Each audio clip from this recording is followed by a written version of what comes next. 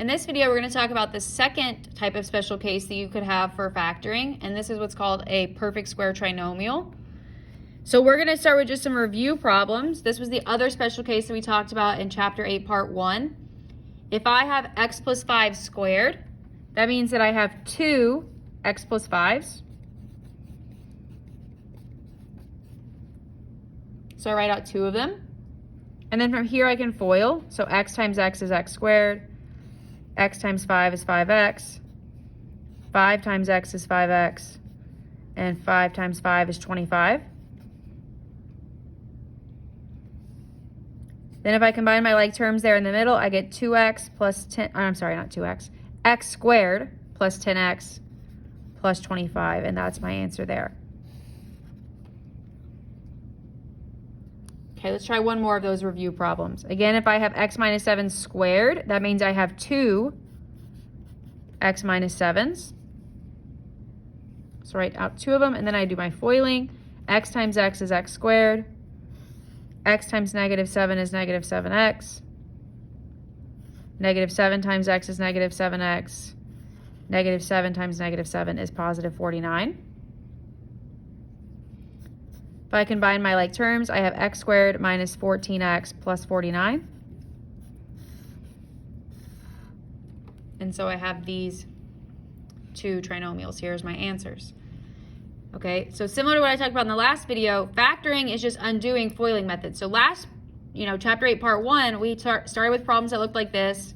We wrote it out twice, and then we FOILed to get this trinomial. Now what we're going to do in today's lesson is we're going to start with trinomials that look like this, and we're going to work backwards to get answers that look like this. Okay, this is what is called a perfect square trinomial. These are special cases. So if your leading term is perfect and your last term is perfect, then your trinomial could potentially be a perfect square trinomial. So I'm going to jump to the next page and go through a couple of those examples with you. Now at the top of the page, there's some formulas. So the patterns are, this is one possible answer, one possible pattern, I guess.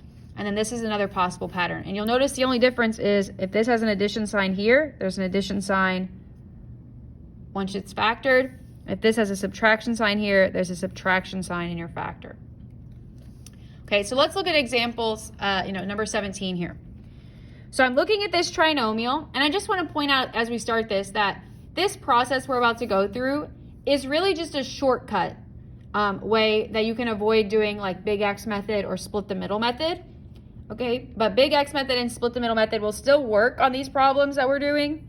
This is kind of just a shortcut. So if I look at the first term, it is perfect. It's x times x. If I look at the last term, it is also perfect. It's 4 times 4. Okay, so that's looking good so far. However, I cannot just assume that it is a perfect square trinomial if the first term is perfect and the last term is perfect. I also have to check the middle term. And so here's how you check the middle term.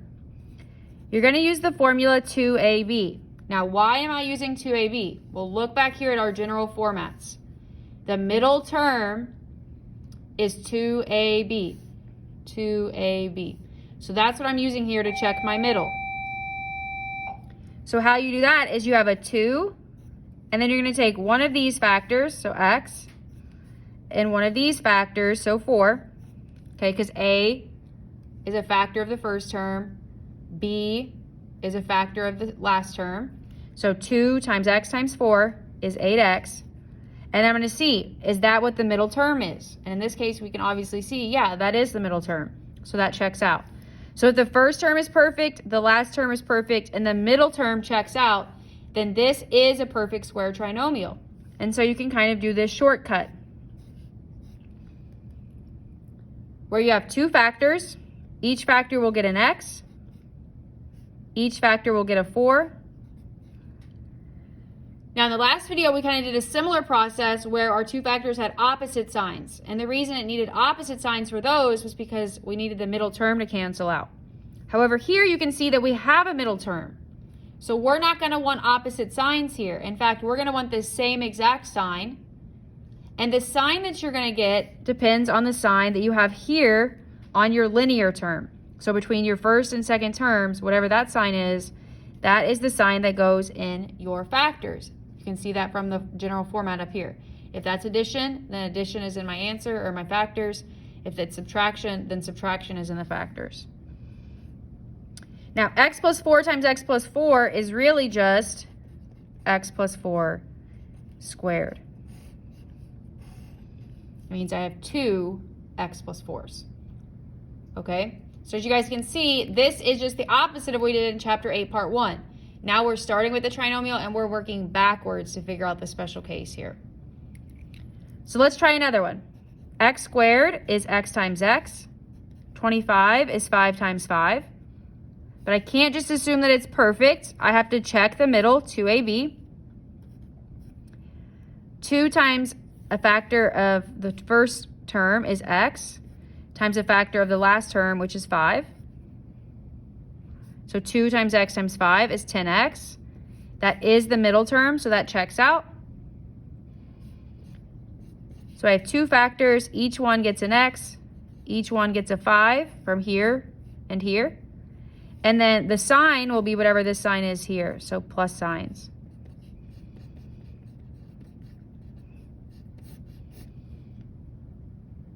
All right, and again, a way you could check that is, you get here, you're like, is this the answer? I'm not 100% sure. I'm going to FOIL it. So you could FOIL it, and if you FOIL it, you should get back to this original statement. So that's a quick way to check that your answer is correct. Okay, let's try number 19. 4x squared is 2x times 2x. The square root of 1 is 1, so 1 times 1. But I can't just stop there. I've got to check the middle, 2ab. So 2 times a factor here, which is 2x, times a factor here, which is 1. 2 times 2x times 1 is 4x. That is the middle, so that checks out.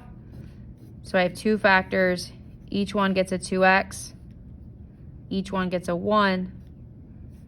It's an addition sign here, so they are both addition. So I get 2x plus 1 squared. Okay, let's try one with a subtraction sign. X squared is x times x. 81 is 9 times 9. So 2ab. 2 times x times 9. 2 times x times 9 is 18x. Okay. Now, even though this says a negative 18x, that's fine. We're not necessarily paying attention to the sign here.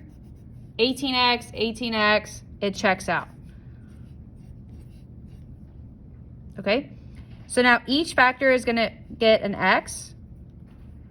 Each factor is going to get a 9. And then the sign is going to be the same in both of the factors, and it's going to be the subtraction sign that we have here in front of the 18. So each of them will be x minus 9, x minus 9, which means I have 2x minus 9. So x minus 9 squared is going to be my answer there.